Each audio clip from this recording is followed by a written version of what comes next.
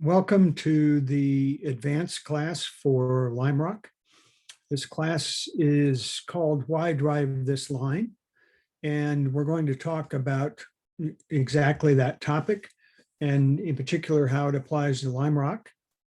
And at the end, we will do a quick turn-by-turn tour of Lime Rock with some comments about the unique characteristics that affect the line at Lime Rock. Before we dive in, I thought it would be useful to get us all thinking a little bit about, why do we drive the line that we do drive? Take your favorite track and just think about the line that you're used to driving. Is there a reason that you can articulate as to why that's the right line? Or maybe there's an alternative. And really, that's my purpose here today, is to get us all to think a little bit more about the line that we drive and whether there are alternatives, of which I suspect many of you, if you're like me, have discovered over the years that indeed there are situations where a particular line proves not to be the best one. And we find that, in fact, alternatives do work. So it certainly happened to me, and I imagine this happened to you. So with that, let's dive right in. We have the normal disclaimer about, if you try what we're talking about here and it doesn't work, it's your fault. But seriously, here's the agenda. We're going to talk about, late apex and where that comes from very briefly, what are called type 1, 2, and 3 corners, how to think about adjusting or refining the line, and then some line variations for you to just get the creative juices going for Lime Rock, and then we'll do Lime Rock turn by turn. Like usual, I'm going to go pretty quickly. Slides will be available on the website, and you can always ask questions via the website or Facebook or in person. So with that, let's dive right in. Many of you have heard the David Murray quote, "Radius equals speed." In other words, the fastest way through a corner is on a bigger radius, which is why we typically go through a corner like this. On the other hand, most corners, we do what's called a late apex. We don't use the geometric arc. We do the maximum cornering in the first half so that we can unwind the wheel and accelerate out the second half. Skip Barber in school, in the book Going Faster, written by Carl Lopez, explains exactly why that works. And it's simple. It's all about exit speed. If we can't accelerate, even if we're cornering faster over the lap, we're going to be slower. And most of you know that. Here's just another graphical or drawing to exaggerate the effect. We have one line that's the geometric arc and a late apex one that's exaggerated. Now, not everyone has probably heard the terms type 1, type 2, and type 3. They're useful for some tracks, in particular Lime Rock. So type 1 is a typical corner. If we're at Watkins Glen, every corner is type 1. They're followed immediately by a straightaway. And so the late apex applies. We want to get onto that straightaway as quickly as we can. So we're going to have a late apex. A type 2 corner, on the other hand, is the end of a straightaway and has something slower after it. And in that case, we're going to early apex and extend the straightaway. And a type 3 is a corner between corners. And that happens in some tracks. Pit Race comes to mind for those of you that were there. And of course, there are slow corners versus fast corners, long versus short, and so on. Now, a classic type 2 corner leads on to something, and usually it's a type 1 corner. And this exactly describes Big Bend at Lime Rock. We have the first half that's slow, that's faster than the second half. So we use the first half to slow down and extend the straightaway. And then we drive the second half like you would a normal corner with a late apex. Type 3 corners, you can think of the left-hander a little bit that way at Lime Rock, although it's not technically a type 3. Now, if we think about things that cause us to adjust our line, what are some of those things? Well, typically, if you have a sharp, tighter corner, you're going to have to adjust the line more. Or if you have a car with an extreme amount of power, you're going to have a later and later apex. The way to think about that is if you had a low powered car or you were riding a bicycle around the track, you would take the geometric apex because that's the easiest, shortest, fastest way through the corner if you don't have enough power to accelerate coming out. So on the other hand, if you have 1,000 horsepower, then we need a later apex so that we can accelerate out of the corner. And then there's the track conditions or characteristics rather themselves. And we got lots of that going on at Lime Rock and many other tracks. Let's start with camber, banking. That's always a factor, right? Well, we have adverse banking in several places at Lime Rock. Big Bend, we only use the inside half or third because the outside is banked the wrong way. When we exit the right-hander, turn 4 onto No Name Straight, the track falls away from us as just as we're starting to head toward track out. Same thing happens at the downhill. Compression going into a hill definitely affects turn 5. We'll talk more about that. And same thing, we crest the hill.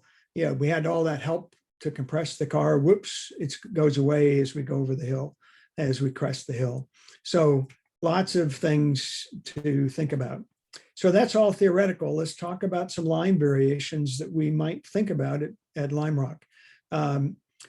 There's various approaches to Big Bend. I'm going to contrast 2 of them. There's at least 2 radically different approaches to turn 3. And I'm sorry, on the uphill, I should say. And turn 3, there's a lot of variation. So let's dive into that. So I hope you can see that difference between the red line and the blue line here. It's hard to see when you're actually drawing this at the right scale. But the line that you'll see me describe in a minute as we do a tour of the track, aims for, starts at around the 5 marker and diagonals toward the apex just after the bridge, the concrete after the bridge. The alternative line waits until about the 2 marker to turn in and ends up at more or less the same apex. I've personally tried both.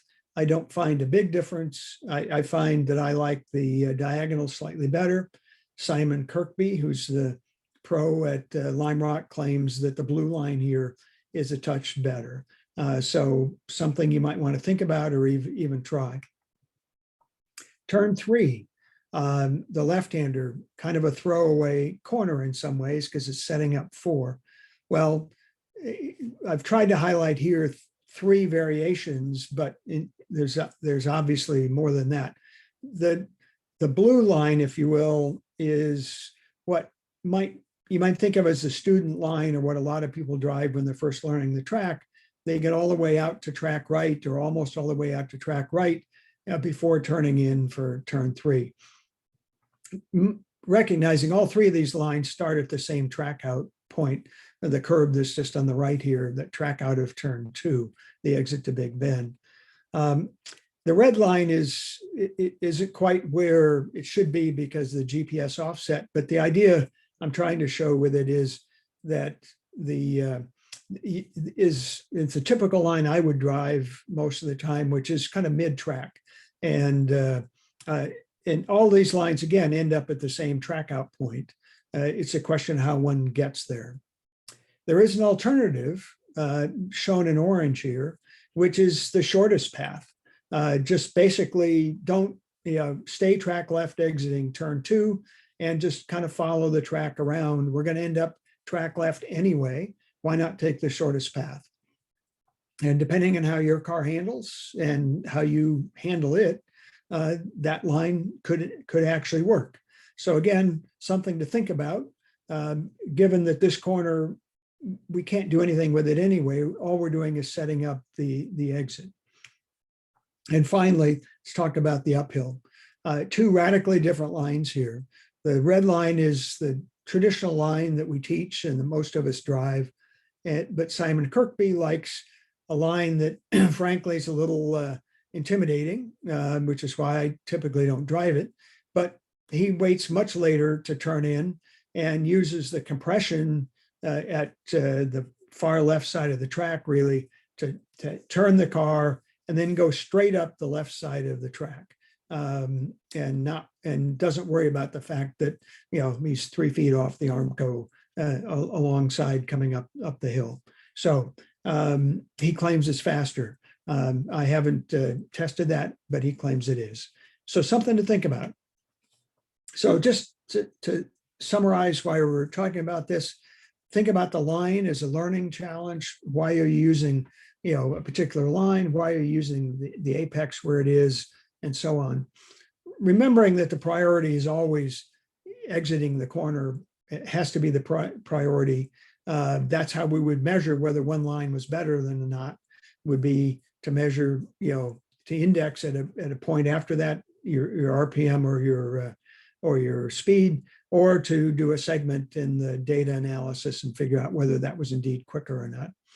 Corner entry is secondary to exit. Mid-corner transitions are secondary to that, and braking light's the last thing. But again, we can make adjustments in our line and observe the effect, measure the effect, with the caveat that we want to keep it safe, emphasize the learning, and not the speed. So with that, let's dive into Lime Rock turn by turn and talk about kind of traditionally what we teach and most people drive, and give you a baseline that you might want to measure your own approach against. Just as a reminder, for those of you who are not in red or black, where expanded passing applies, the passing zones are mandatory on the right side in most places, on the front straight, no name straight, and after the uphill. And there is a passing zone which all groups are encouraged to use between Big Bend and the left-hander, and you can pass on either side there, although most people find it easier to give a pass on the left, but again, whichever side works. So Big Bend, the classic feature of Lime Rock, is turns 1 and 2. I hope you can see here that the second half is tighter than the first half, and which is why we drive it the way that we do. And you see the line kind of drawn in here with that diagonal I mentioned, from the point that's marked A over to the apex, which is the point that's marked B. And you'll notice we don't track out beyond mid-track at C, but we apex turn 2, marked D here, in a classic late apex fashion, so that we can accelerate, carry as much speed as we can down the chute toward the left-hander. So here's kind of what it looks like from in-car, where you know we're looking at the 5 brake marker, and somewhere between 4 and 5, I find for most people is a good place to just, you know, we're probably still haven't gotten on the brakes yet, so we can turn the car just a little bit. It doesn't take very much, and we're just going to aim at the right side of the bridge, or just actually inside of that, where that apex arrow is here, and then we can brake. Once we're on that straight line going across the track, we can brake in a straight line as hard as we need to. And you know, like I say, most drivers find that a reasonably comfortable thing to do. You aim for that concrete curb, which is the apex. The apex is the early part of that curb that you saw a moment ago. Here you can see the apex more clearly. Now on this line, at some point around the apex, you may have to give the steering wheel a very minor adjustment to the right to turn just a bit more. I find that typically doesn't upset the car or anything like that. But that is the compromise, if you will, on this line, versus waiting till brake marker 2 approximately, and then turning there and then not having to make an adjustment. The difference is you're going to be on the brakes before you make that turn in at 2. So the braking is a little more complex, if you will. So I think that's in a nutshell the trade-off there. As we get into turn 1, we really have to get the eyes up and around. I mean, the apex of turn 2, which is near a flag station over there, doesn't even show up on the camera here, and it's a pretty wide screen. So we need to get the eyes way around to the right, because that's where we're going. Here we want to use the inside half of the track, inside third, because if you pay attention, you'll see there's actually the camber's off, and there is actually a little bit of a seam. Depending on the light, it's easier to see than other times, but you can see the seam if you look carefully and see why we don't want to go out past certainly mid-track at the most. Turn 2 is a bit tricky because it's we have to be patient. It's very easy to get impatient, to get on the gas too soon, or to be early on the apex. And so this corner requires a lot of patience. Again, we're still having to look a long ways around. We're kind of in the middle in between turns 1 and 2, right in the middle of Big Bend here.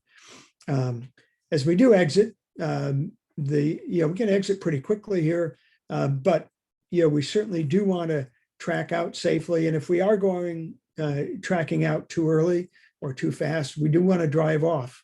The tire wall you see on the right here has claimed more cars than I care to think about for people who, with drivers who tried to keep the car on the track when they overcooked turn 2 one way or the other.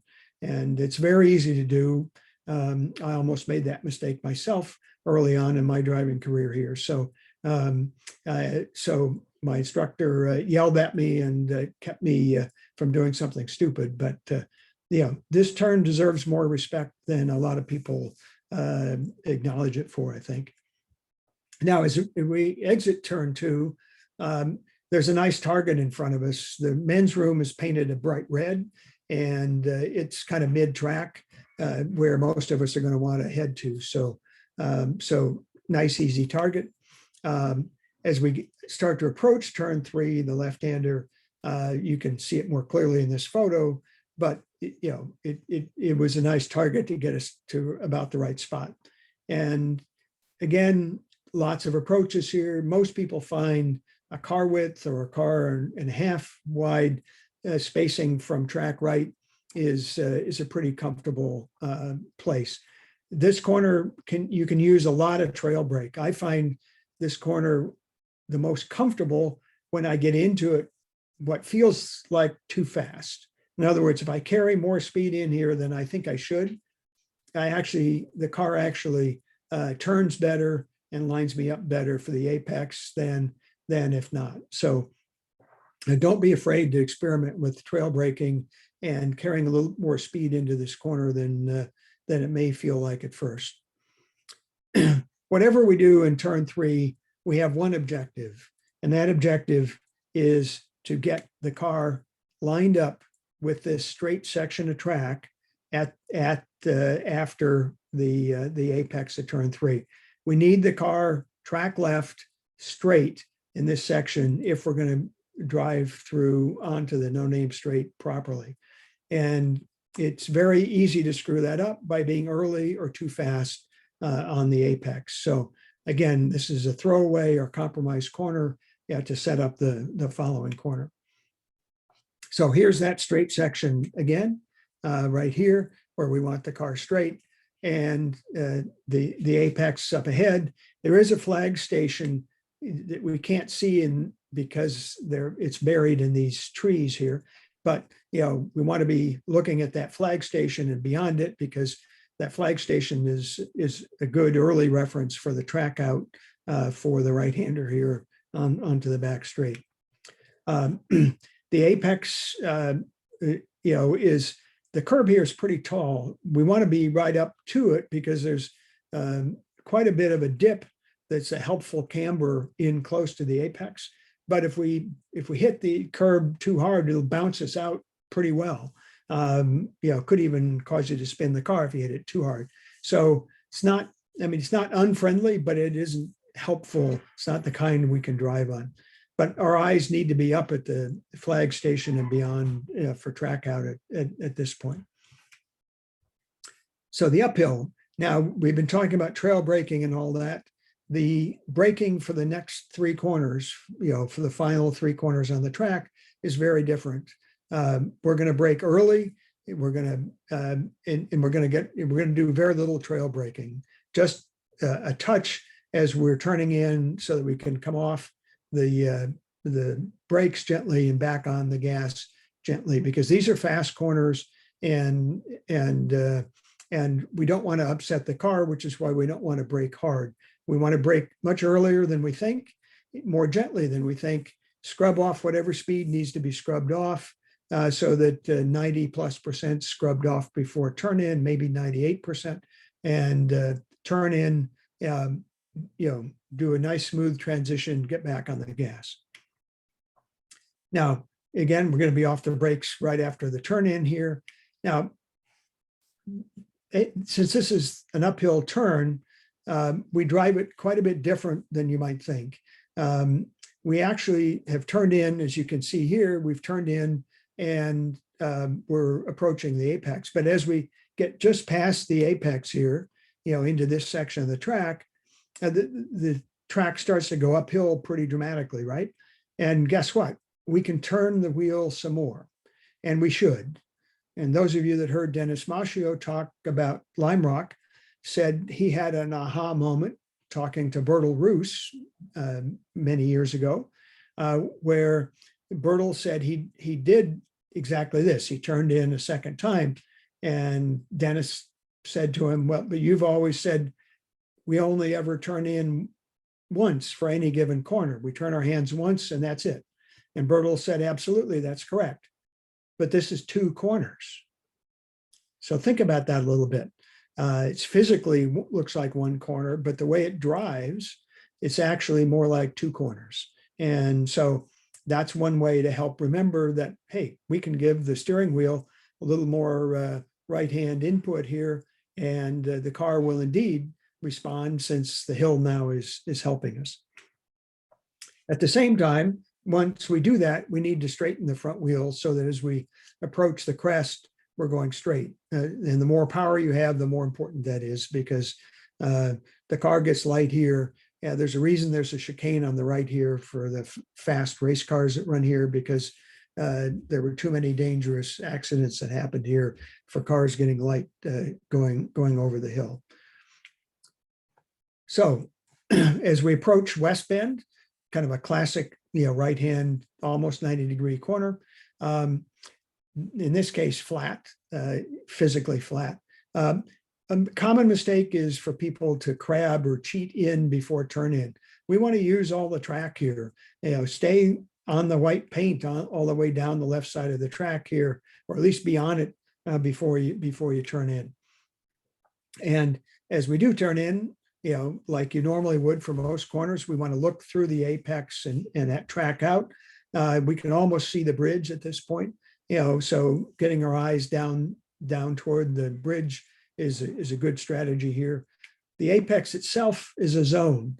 It's this road, it's this access road that is in the middle of the curbing here. So we want to be right up against that, and we want to run along it for a short distance, if not the whole road, at least a good bit of it. And as we exit, now we're track left, and we want to stay track left down the hill under the bridge. Pretty straightforward, but again, we're going to brake probably about the time we go under the bridge, which is way before, long time, feels like a long time before the bottom of the hill. But again, we want to brush the brakes. We want to slow the car down whatever amount we need, so that whatever slowing needs to happen is done 95% again before we get to the turn-in point at the bottom of the hill. And that takes some getting used to. It takes some getting used to for students typically to get on the brakes that early, but you're not giving up that much. We're going fast, going down the hill. we're scrubbing off whatever speed we need to, and we're getting set to get onto the front straight as quickly as possible. Again, a common mistake here is to not stay left. In fact, if we stay all the way left, the road actually, if we follow the edge of the track here, I should say, it puts us on the right line, because it actually, brings us right to the turn-in point. And the turn-in point here is when the front end compresses as it hits the bottom of the hill. We turn, our foot's coming off the brake, going onto the gas pedal, and we're ready to go. But a lot of people come down the hill a foot, even 2 feet away from the left side of the track. You're giving up a lot actually in this fast corner when you do that. And of course, in a corner like this, the eyes need to be way, way up ahead, looking through the corner and toward track out. Again, a short apex zone, not a curb that we really want to hit. And we want our eyes way down track at this point.